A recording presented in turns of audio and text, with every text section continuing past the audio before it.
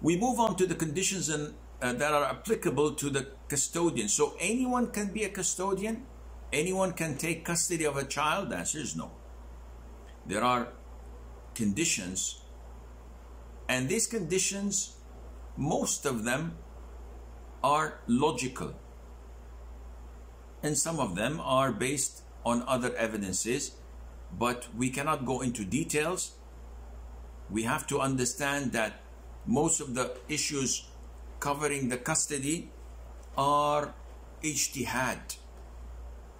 These came from scholars who could not find a lot of evidences backing these things up, so they came up with their own opinion according to their knowledge, according to their previous readings and research about different issues in this regard, bearing in mind the benefit of the child. So the first condition is that the custodian must be a Muslim. Now, people must understand that Muslims have their priorities set. My priority is Islam. I do not care what human rights say, what the laws of a country say. What counts to me as a Muslim is what Islam says, and I have to maneuver within. And I have to weigh the pros and cons so that I would not put myself in trouble, I would not jeopardize my safety or the safety of my child. This is why whenever someone says, what's the ruling on a Muslim marrying a Christian woman, we often get this question. Either due to the fact that this brother is living in a Kafir country and he's unable to get a Muslim born Muslimah, so he sees this Christian woman who doesn't have a guardian, who doesn't have any problem going out with him, dating him, and definitely marrying him is a plus, and she does not have the same requirements of a wedding, of a dowry, of this and that, like the cultural Muslim women do. So she, in another expression, if we can say that, she's cheap. Not literally, but she doesn't cost much to get married to. Or because she is different than the Muslim women he's used to. So he doesn't like brunettes, he likes blondes, for example. So he rushes to marry her. We say, Akhi, this is not appropriate. He says, why? Is it haram? Didn't Allah mention in chapter 5, verse 5, that we can marry women of the book, of the people of the book, Jews and Christians? So why are you saying, Akhi? I'm not saying it's haram. I'm saying it's inappropriate because we have thousands of cases where after a couple of years of enjoying marriage, after she gives birth to 1, 2, 3 or more kids, something happens and she decides to call it a quit. Call it, if you wish, mid-age crisis. Call it that she's fed up. She found a better solution. She doesn't like your guts anymore. She doesn't like anything. She just wants a divorce. So she takes a divorce, and by law, in her Kafir country, she takes the children's custody. And most likely, half of what you possess. Cars, houses, businesses, she takes half of it. This is their Kafir man-made law. Then you come knocking on our doors and weeping and saying, Sheikh, what can I do? My 3 girls are with her, I can't see them, and she's taking them to church every Sunday. Sheikh, what can I do? My eldest daughter is getting married tomorrow to a Christian man. and I have no say. I cannot do anything. Well, akhi, I hate to say it, but we warned you and you didn't listen. So this is a big problem. And we're not, again, saying that this is haram, that marriage to a Christian woman is haram. A'udhu billah.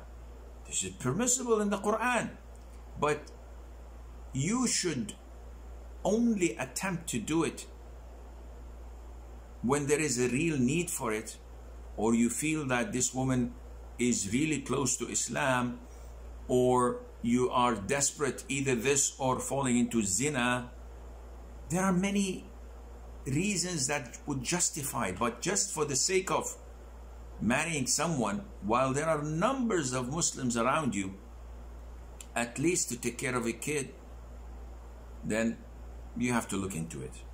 So the first condition is that the custodian has to be a Muslim, which means that the hadith where the Prophet said, alayhi salatu wassalam, you have the right to the child ahead of him unless you get married.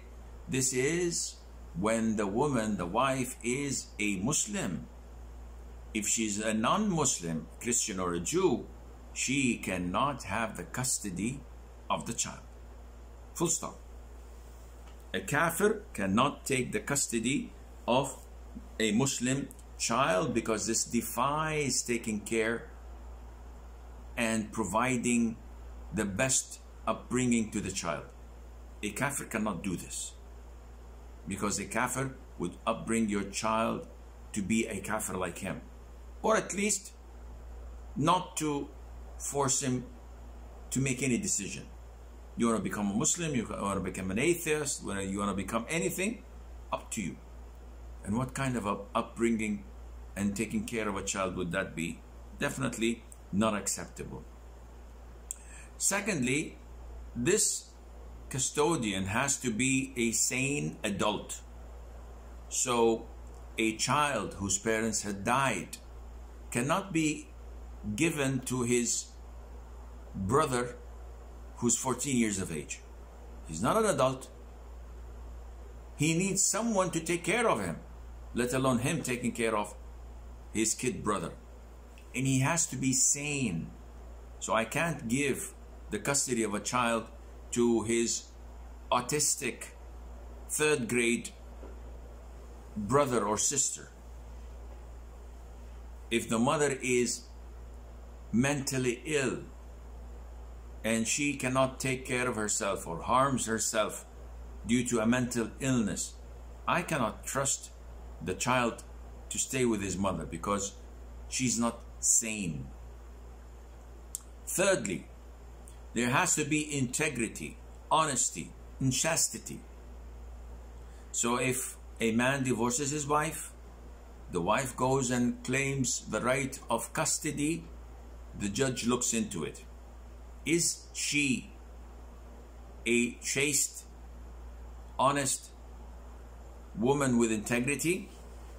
The husband comes with ample proof and evidences that she is a woman that is not chaste. She has great deals of immoralities in her. She goes to nightclubs. She has boyfriends coming over, some of them staying the night. And the guy has evidences, private eyes, investigations, confessions of her relatives, and the judge can see that from the way she's dressed. She is coming to court with a miniskirt, flashing her flesh. How can he give the custody of a 5-year-old girl to such a woman? Definitely this is out of the question. And this is not something that can be black and white. So some courts consider a man shaving his beard to be fisq, an obvious apparent sin, which according to the parameters of the scholars is something that deprives a father from custody of his kids, because he's shaven, he doesn't pray in the masjid, he has a television set and he watches movies and listens to music. All of these are sins. So the majority of schools of thought say that this cannot be a good and suitable guardian to his son. Some scholars said that, whoa, now you guys are getting way overboard. Among them is Ibn al-Qayyim. Ibn al-Qayyim says it is right to say that integrity and honesty cannot be a condition for someone to take the custody of a child, despite the fact that the scholars of Hanbali and Shafi'i schools of thought, as well as other scholars, consider it so.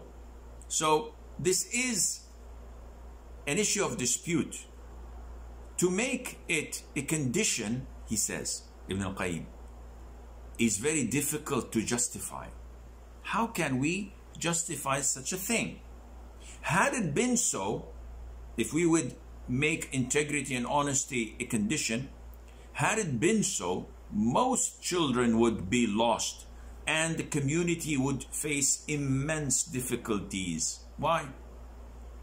Because not everybody is perfect.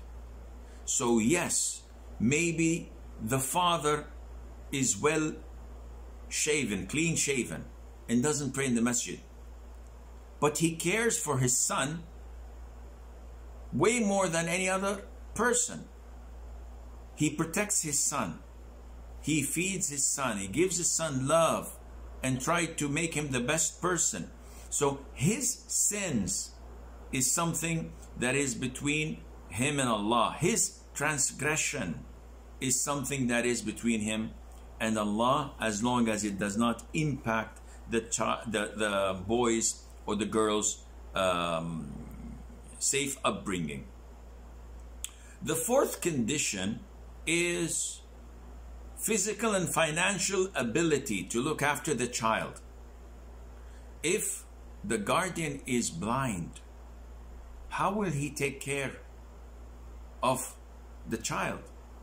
If the guardian is handicapped and cannot move without a wheelchair, for example, how would he take care of the child? If he is poor and doesn't have a house and keeps on being kicked out from one premises to the other, and he cannot barely feed himself, let alone feed the child, so this does not fulfill the conditions of being a custodian. We respect people with special needs, but a deaf